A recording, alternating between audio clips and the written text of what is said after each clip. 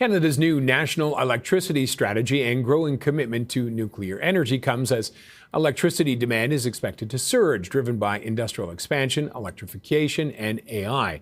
One company looking to play a role in that future is the Lightbridge Corporation, which has developed a new nuclear fuel design currently being tested at the Idaho National Laboratory. Joining us now is Seth Grae, President and CEO of Lightbridge and the chair of the American Nuclear Society International. Seth, thanks very much for joining us. Pleasure to be with you. Thank you. Let's talk a little bit from the Canadian side here. Canada's just unveiled they want to grow nuclear. Your thoughts on their plans? Is necessary. I think that we're seeing a resurgence in nuclear power around the world, and what is clear throughout Canada's plan is that it either has to act now or miss the opportunity.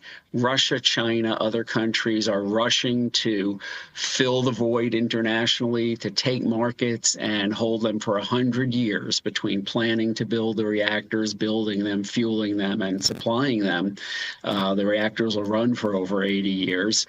And so Canada's plan, I think, has a very good flow to it. It makes sense. It includes building up to 10 large reactors, which will pull on the supply chain in Canada and help revitalize that, not just domestically, but also for exports.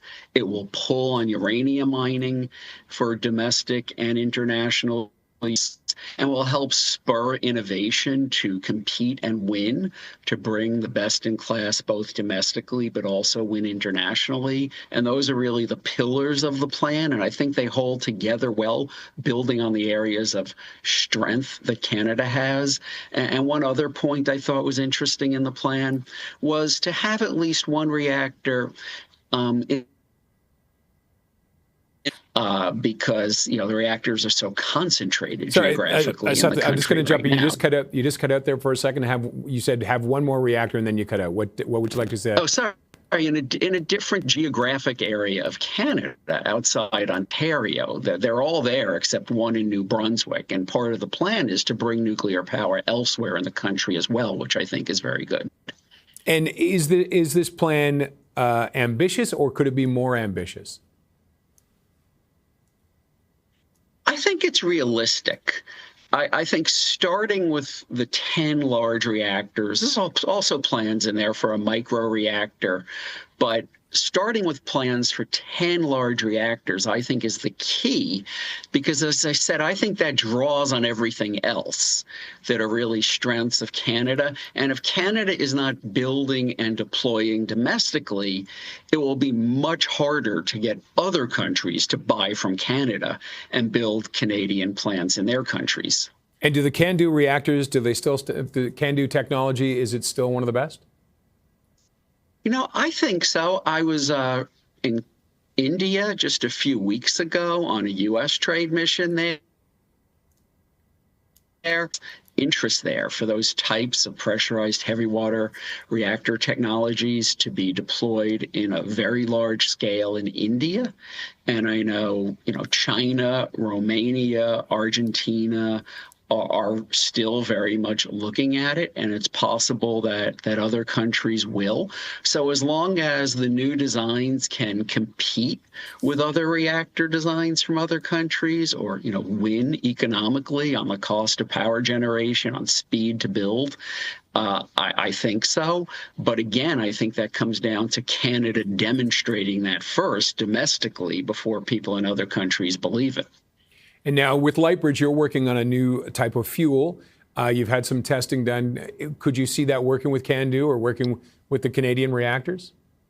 Yeah, absolutely. That is a focus area of ours, where we have worked on the fuel for CANDU reactors, including a study we did in Romania, and that's part of what we were talking about in India a few weeks ago. We do see a good future for CANDU reactors, and the Lightbridge fuel could bring benefits to them, including, we think, cutting the amount of fuel needed and therefore the amount of waste by half, as well as increasing the power output of the reactors. So we think this technology will be very good for CANDUs. And what is the new fuel source you're using, and where are you at with the testing? Right. So we're testing it at Idaho National Laboratory in the advanced test reactor there, which belongs to the U.S. government. It's the most powerful test reactor in the world.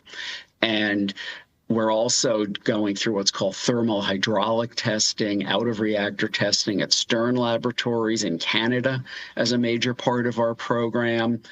And the fuel is very different from the current uranium pellets inside a zirconia metal tube.